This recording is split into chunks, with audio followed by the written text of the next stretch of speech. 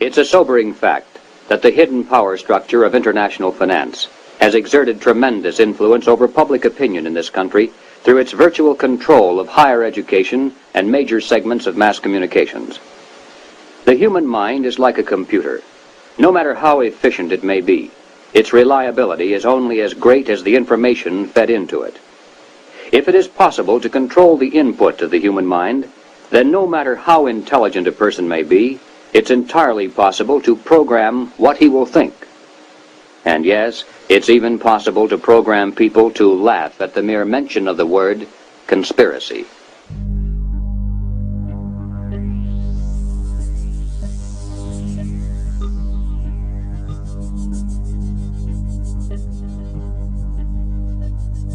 One of the topics that is taboo is any discussion whatsoever about shadow government.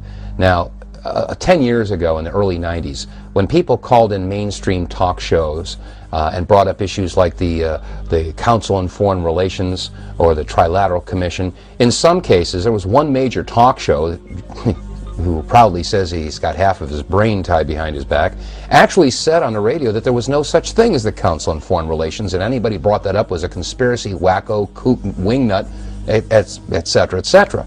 Now we all know, of course, that the Council of Foreign Relations is a very real organization. It's been around for a long, long time.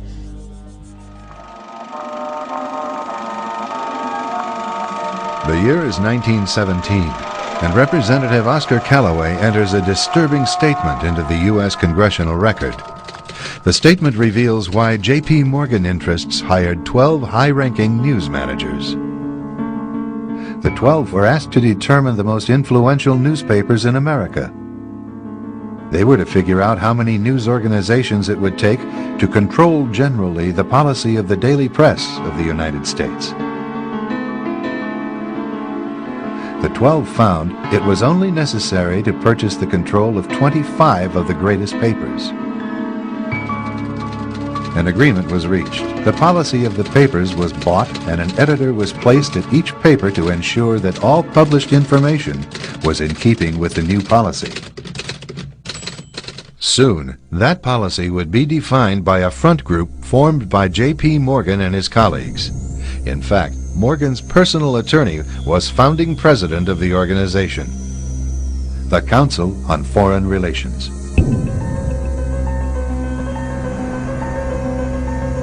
Today, the CFR maintains that its goal is to increase America's understanding of the world. However, the actual objective of this highly exclusive club is revealed by the rare admissions of the insiders themselves.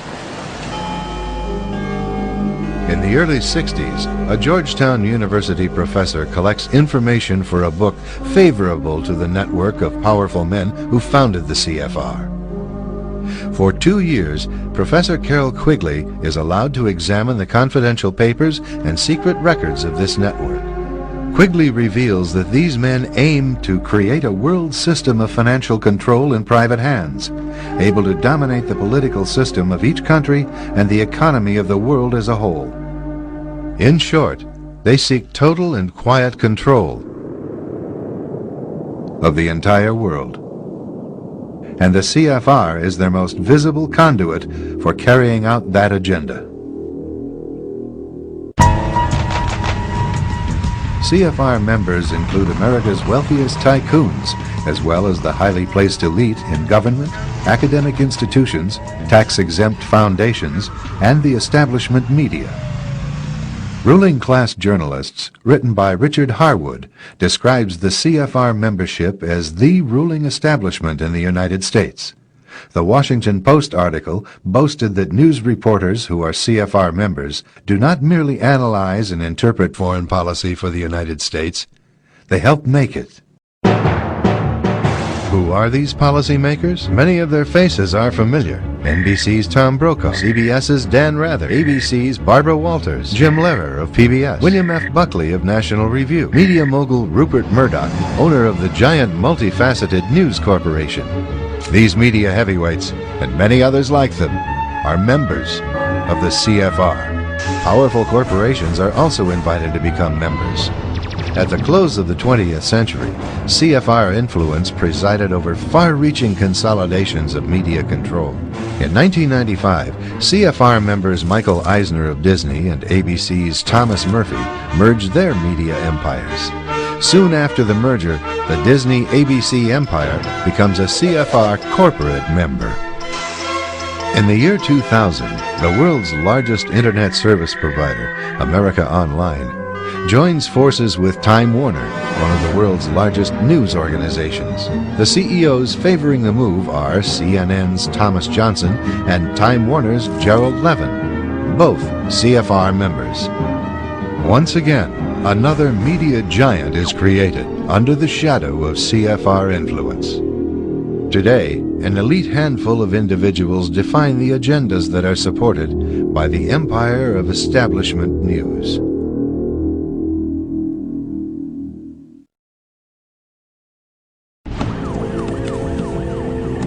One of the CFR's strongest media allies is the New York Times. As a major outlet for the establishment viewpoint, the Times has achieved dominant influence over the reporting of national and international news. The Times is relied upon by many editors in the mainstream news media for direction on how to portray world events. In addition, the Times wire service retails the establishment line to subsidiary outlets such as broadcast news distributors and regional newspapers. Competition between these outlets rests primarily on the style of regurgitating the same message. America forms its opinions by information that's provided to them. And common sense will tell you that if the information that you get from your mainstream media is misinformation or disinformation or even a lie, then common sense will tell you that the opinion is an extension of the lie. Now, unfortunately, America, and indeed the rest of the world, is getting information that's being massaged, it's being spun, it's being prepared for them for consumption. And when we watch the mainstream media, it's really easy to recognize this after a while because, you know, the mainstream media usually carries three major stories as a continuing, ongoing investigation. And of course, they intersperse other unimportant stories in between. So while America is continually watching stories about Michael Jackson or Scott Peterson or Natalie Holloway, or sometimes they'll get really controversial and they'll talk about some of the scandals in Washington, the Valerie Plame issue. There are all kinds of things happening behind the scenes while America and the rest of the world focuses on these big three news stories that are, of course, you know, paraded in front of America 24/7 and told that this is real news. And why is that woe to us? Because you people and 62 million other Americans are listening to me right now. Because less than 3% of you people read books. Because less than 15% of you read newspapers. Because the only truth you know is what you get over this tube. Right now, there is an entire generation that never knew anything that didn't come out of this tube.